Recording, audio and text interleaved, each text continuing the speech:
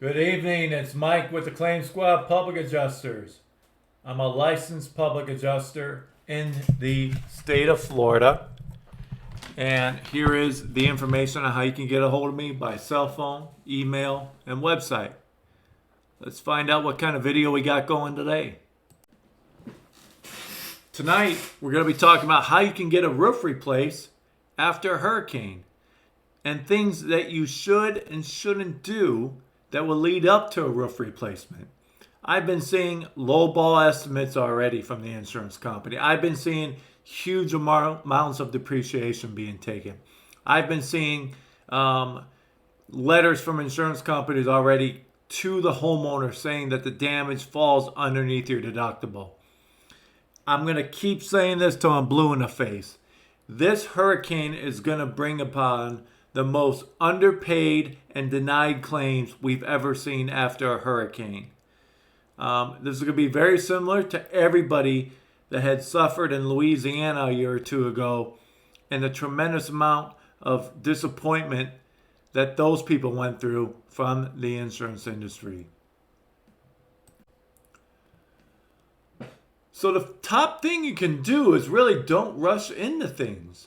I know everybody wants to get everything repaired quickly, but I'm seeing mistakes being made. And I understand the situation where your roof is damaged. All right. But what I'm seeing is you don't want to sign up with the first roofer that's coming to your door. There's all these door-to-door roofers and door-to-door public adjusters. You've got to be careful.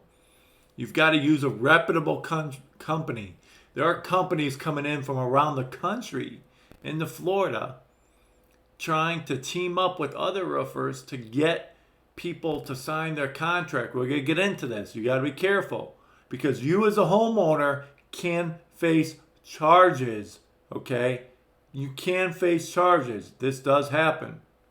You got to be careful with the contracts. You should get multiple estimates. And price gouging is currently going on by roofing companies.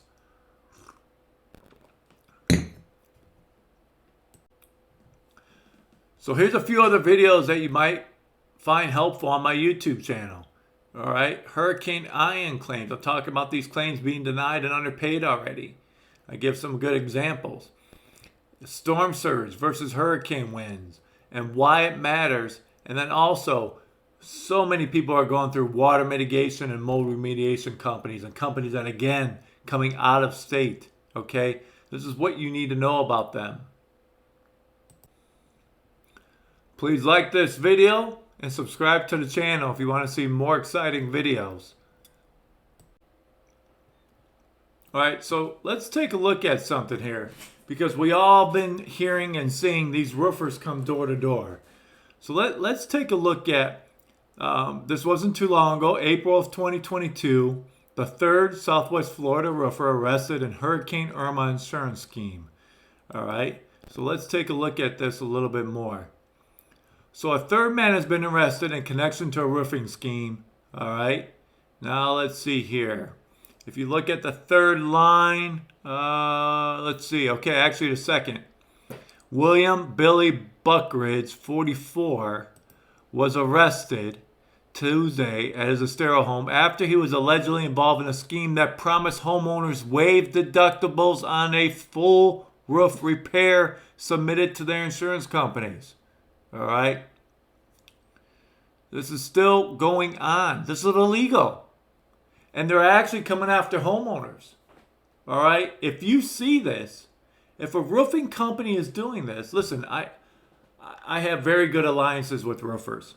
There's several that I respect. These guys aren't going door to door. These guys will work with you after you get a settlement and they'll put your roof up. But these guys that are coming door to door, you've got to be careful with. Okay? Let's look at this one.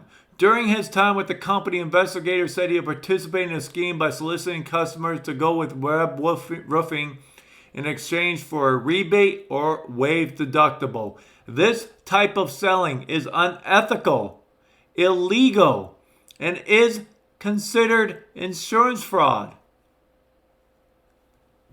This is what I mean about rushing into things. Okay, you've got to be careful. And I've seen a couple cases they're coming after the homeowner. So if you guys have recently done this, you better contact your roofer, because if they turn their contract into the insurance company sees this, you may not be dealing with that roofer too much longer. Okay, so when you're talking about and trying to get a new roof after a hurricane, the law is on your side. The law is on our side. It's better to have interior damage, such as leaks coming in, ceiling stains. Okay? If you see large cracks in your ceiling that you didn't have before, the 25% building code is still here for a few more months. And then there's also the Florida's matching statute. All right? All these little tidbits and laws that are on our side will help get you a new roof. Now, as I mentioned in my last video with Hurricane Ian, the depreciation monster is going to be heavily involved with your claim. The insurance companies are going to be taking massive amounts of depreciation. And here's the thing, just like this little boy with his hands up. Guess what, people? Depreciation. When the insurance company does this to your roof or any other property, it is a random number. Poof! They take it out of the air. There's no handbook. There's no guideline. It is random. You can negotiate depreciation. I have a video about this. Please check it out. So I think it's something about depreciation. I don't even remember the title. But it's a mythical creature. There is no exact number for depreciation. And let me make a quick note about this. I am not a fan of, and I'm not going to be hard on them, but I'm not a fan of door-to-door roofers and door-to-door public adjusters. All right? I just think it should be outlawed. I think, I'll tell a quick story. One of my clients who I've represented, she says, Mike, can you do me a favor? She's like, I want you to go to my dad's house. A public adjuster came, and I know I'm banging on our industry, but listen, there's some good, some bad. I've probably have talked to 10 to 15 people that I discourage filing claims because I don't think there's enough damage. So she's like, Mike, can you go to my father's house because my father had a public adjuster come by. The public adjuster's like, we can get you a new roof, we can get you a new fence, we could do this, we could do that. And she's like, he's confused. And if he does go with anybody, as far as the public adjuster, if it's needed, I told my dad, don't you sign up with anybody but Mike. So I go there. I see a couple ridge caps. It's a concrete tile roof. A couple ridge caps off. Probably need repaired. Tree fell on the fence. Little section. Metal fence. Probably needs to be repaired. $1,000 or $2,000, depending if they have it. So I told him, can I look inside? I go inside. Don't see any leaks. No water stains. No cracks. No visible signs of damage. And I told him, I said, sir, listen, you don't need to file a claim. I wouldn't file a claim. His deductible was $8,000 to $9,000. I think it was like $8,500. I said, I wouldn't file a claim. I would tell my dad or my brother, don't file a claim. I don't think you have the damage here to substantiate filing a claim. So unfortunately, I believe that you were led on by another public adjuster, and that's the worst thing you want. So again, I'm not going to critique them for doing it. Everybody has to put food on the table, but I'm not a big fan of this. I think they should create some type of law to prevent this. So insurance companies only have to pay for what's on your roof. And that goes the same for the interior of your house, meaning they don't pay for upgrades. You can't go from a tile roof to a metal roof and think that the insurance company is responsible for that, because they're not. Okay? The other thing is they only have to pay the reasonable costs to repair, or I should have put here, or replace the roof. Meaning, if roofers are charging $50,000 for a concrete roof, there's certain pricing guidelines that we have and know when we're dealing with the insurance company. Okay, I don't want to give that out and tell you what these prices are per square foot or what we call squares. But I've been seeing some absolutely ridiculous, crazy prices that roofers are charging. And what I would say, if roofers are charging an excessive, okay, let me give you an example. There's no way a roof between 1,500 and 3,000 square feet should be more than $40,000. There's no way. I'm seeing estimates in 50, 60,000. I would call up the state and report these people for price gouging. I hate to say it, but this has got to stop. I mean, you can't. Yes, okay, there's some things in short supply, but you can't rip off people. And again, listen, I value roofers very much. I value anybody that helps the consumer, but you can't do this. This is just wrong. So this is what I call my Michael Jordan slide. Okay, you can teach people how to shoot like Michael Jackson. You can give them all the practice and show them videos and how you have your arm in perfect form, everything else. But it doesn't mean that they're going to shoot like Michael Jordan and score 60 points a game.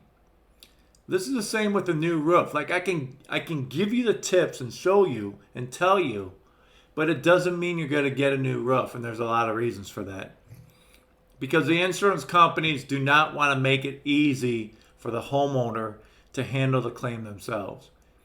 And there's a reason for that. The reason they don't want to make it easy is because then more claims will come about, because you'll tell your friends, boy, that was easy. State Farm paid me $59,000 for my roof. Because then they'll get more claims and more claims. What the insurance company wants to hear is, boy, I went through this lawsuit. It took me 3 years. And I didn't get the amount of money. What a waste of time. That's what they want to hear. That's their goal. So their goal is never to make this easy for you, because then more and more people will file claims. So here's just some points. Number one, the roofer, I put roof, but the roofer should put on his estimate that the roof needs to be replaced due to a hurricane. That's it. And then he can put the price and everything else. You need to let the insurance company know the matching statute in Florida. Okay? Let the insurance company know the tiles can't be matched. You need to replace the whole roof. Then if you're still fighting with them, ask them if they will agree to a mutually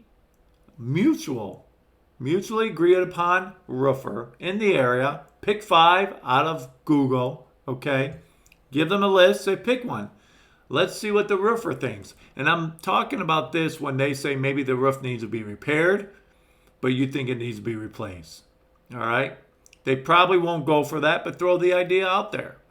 And let me bring up a good point. So many people communicate by phone. I rarely communicate by phone with anybody with the insurance company. Everything's done by email. So I have it for legal reasons and documenting for legal reasons. Okay? And then the final point is photos of your roof, right? So you can make the claim about the 25% building code, which is essentially if more than 25% of your roof is damaged, you're entitled to get a new roof. And then you show the tiles being older and they can't be matched. And then that puts you in a strong position and you are using the law on your side. So let's wrap this up.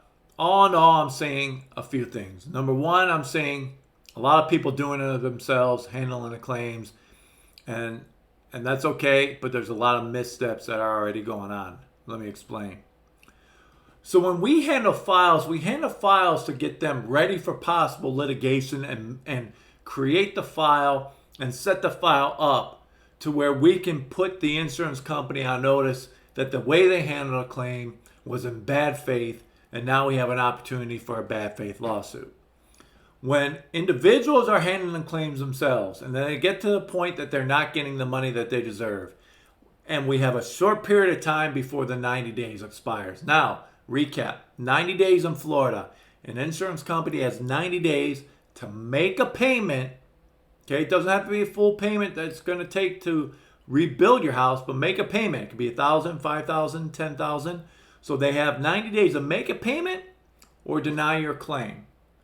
So a lot of times what I've seen before in the past is up to almost 80 days, 75 days, people then say, okay, I've had enough. I need to hire a public adjuster. Now you've handcuffed us because we can't set your file up for bad faith. We can't put your claim in a strong position. Sometimes people do it because they're not familiar with public adjusters. Sometimes people say, well, I don't want to pay the percentage. And what you've done now is create additional harm if we can even take your case. So a lot of times when you've gotten an offer and there's not substantial amount of damage, there's not too much that we can do above that. So we're actually taking a risk of possibly taking your case on and not doing too much better because of the possible damage that you may have done that you don't realize. So listen, I understand it. You know, I'm just trying to help you guys out and show you that a lot of times getting help from the start is the best way. You don't have to deal with it. You're having somebody who's a professional that does this on an everyday basis, and hopefully, if they're competent enough, puts your claim in a very strong position that leads to a quicker settlement.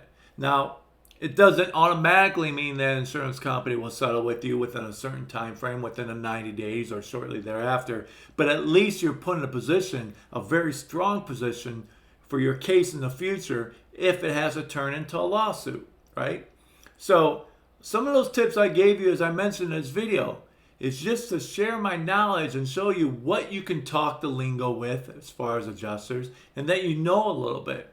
It doesn't mean it's going to get you to the settlement, but at least it gives you some ammunition and you're prepared to talk and try to discuss a settlement.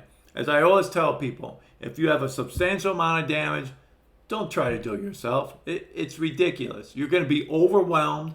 They're going to overpower you. They're going to use things against you that you may not know. And they're going to have a reduced, or what I call lowball estimate. And then they're going to try and force you to settle it. Because otherwise, they'll know if they can drag you out, at some point you're just going to get tired and give up. So I hope you enjoyed this video. Again, my name is Mike Keeler. I'm a licensed public adjuster in the beautiful and wonderful and great state of Florida.